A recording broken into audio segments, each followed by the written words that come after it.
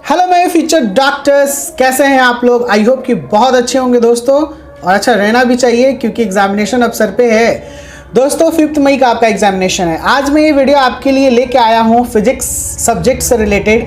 Physics में मैं कुछ ऐसी बातें कहना चाहता हूँ जो आपको शायद 150 मार्क्स लाने पे मजबूर करे। और 150 मार्क्स तो एक बात है, अगर आप 140 भी स्कोर कर लेते हो ना तो आपका मार्क्स बहुत अच्छा हो जाएगा। मैं बताऊंगा कि कितना स्कोरिंग पे आपको क्या क्या मिलेगा वो नेक्स्ट वीडियो में। लेकिन आज का मेरा मेन मकसद है कि मैं फिजिक्स को लेकर थोड़ा आपको मोटिवेट करूं कि कौन कौन से ऐसे टॉपिक्स हैं अगर आप कवर कर लोगे तो आपका 140 प्लस यानी 150 आना निश्चित है। दोस्तों हम लोग जानते हैं कि इच सेक्शन में 45 क्वेश्चन हमें अटेम्प्ट करने हैं। दोस्तों 45 क्वेश्चन का मतलब है कि हमारे पास 180 मार्क्स का क्वेश्चन हमारे हाथ में है।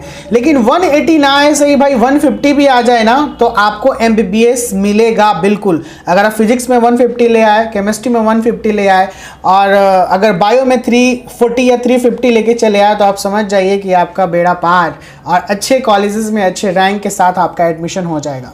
तो चलिए दोस्तों पहले जानते हैं कि फिजिक्स में ऐसे कौन से टॉपिक है, किन किन टॉपिक पे हमें ध्यान देना पड़ेगा, क्योंकि अब बस एक हफ्ता समय बचा हुआ है। अब आपका मॉडल टेस्ट के साथ साथ रिवीजन का समय है। अगर ये समय में आप रिवाइज कर लेते हो, मॉडल टेस्ट पेपर दे रहे हो, ठीक है, प्रैक्टिस सेट की तैयारी कर रहे हो, तो ये बहुत ही फायदा करेगा क्योंकि ये टॉपिक्स जो हैं आपको आपके मार्क्स को इंक्रीज करने में हेल्प करेगा। तो चलिए स्टार्ट करते हैं। दोस्तों फिजिक्स में टोटल 8 ऐसे चैप्टर्स हैं, 8 ऐसे टॉपिक्स हैं जो अगर आप कवर कर लोगे तो आपको 150 सिक्योर करने में प्रॉब्लम नहीं होगा। दोस्तों सबसे पहले इसमें आता है मैकेनिक्स। फिजिक्स का मैकेनिक्स एक ऐसा चैप्टर है जो नीट के एग्जामिनेशन में हमेशा ये अपने स्ट्रेंथ को बनाए हुए रखता है। 3 to 4 क्वेश्चन, 5 क्वेश्चन हमेशा आपके मैकेनिक्स चैप्टर से आ जाते हैं। सेकेंड बात करूं, जो सेकेंड टॉपिक पे आपको ध्यान देना है, इलेक्ट्रोस्टैटिक एंड करंट इलेक्ट्रिसिटी, इस पे ध्यान देना है आपको। इससे भी एग्जामिनेशन में बहुत सारे क्वेश्चंस आते हैं तो इसे इग्नोर करना बेवकूफ़ी होगा। तो ये टॉपिक पे भी आप अच्छे से ध्यान दीजिएगा। दोस्तों जो तीसरा टॉपिक है फिजिक्स में वो है वेव्स।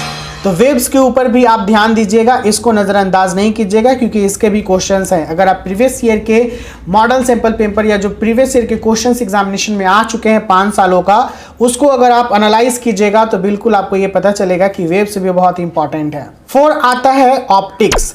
दोस्तों क्लास 12th क्लास 11th में ही ये चर्चा चलने लगता है कि wave and optics is the very important section for board examination. ये बोर्ड में तो है ही है, नीट में भी है, तो ऑप्टिक्स पे भी आपको ध्यान देना है। ये आपका चौथा टॉपिक है।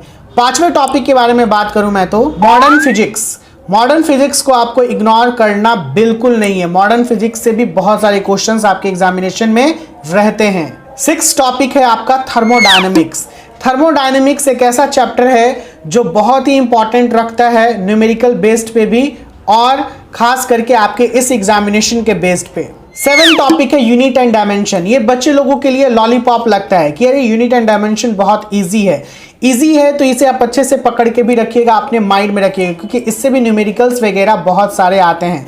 तो यूनिट एंड डायमेंशन एक ऐसा चैप्टर है जो आपको अच्छे से हर एक टॉपिक्स को कवर कर लेने हैं। एंड द लास्ट 8 जो टॉपिक मैं आपको बताने वाला हूं वो है एरर एनालिसिस। दोस्तों ये बहुत ही जरूरी है। आप फिजिक्स में जो भी चैप्टर्स बना रहे हो, कितना स्कोर कर रहे हो, ये तो इंपॉर्टेंट है ही है, लेकिन किस टॉपिक में आप लटक रहे हो, किस टॉपिक में आप फंस रहे हो, ये चीज को गौर करना बहुत ही इंपॉर्टेंट है। क्योंकि अगर जब तक आप एरर एनालिसिस नहीं करते हो तब तक आप इंक्रीमेंट नहीं कर पाओगे, तब तक आप स्कोरिंग नहीं बन पाओगे। आप अपने एरर को नोट करो एक नोटबुक में, देखो कि कौन कौन से टॉपिक्स में, शायद थर्मोडायनेमिक्स में या यूनिट एंड डायमेंशन में या फिर शायद मैकेनिक्स में ज़्यादा मैं फंस रहा हूँ। तो उस सारे टॉपिक्स को लिखना शुरू कर दो और लिखने के बाद केवल छोड़ना नहीं है, उसे पढ़ना भी शुरू करो। क्योंकि आप पढ़ाई कर रहे हो तो ये जरूरी है, उसे देखो, उसे समझो, उसको सॉल्व करने की कोशिश करो। तो देखिए कैसे दिन प्रतिदिन आपका इसमें इंप्रूवमेंट होने लगता है।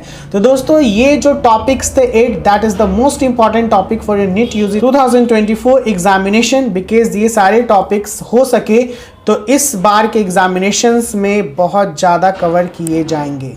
आई होप कि ये वीडियो आपके लिए बहुत ही इंफॉर्मेटिव लगा हो, आपको इससे बहुत कुछ हेल्प मिला हो। अगर ऐसा हुआ हो तो प्लीज़ इस वीडियो को लाइक कीजिएगा, अपने भाई को अपने इस चैनल को बायोलॉजी ड्रीमर्स को इसी तरीके से आगे बढ़ाते रहिए।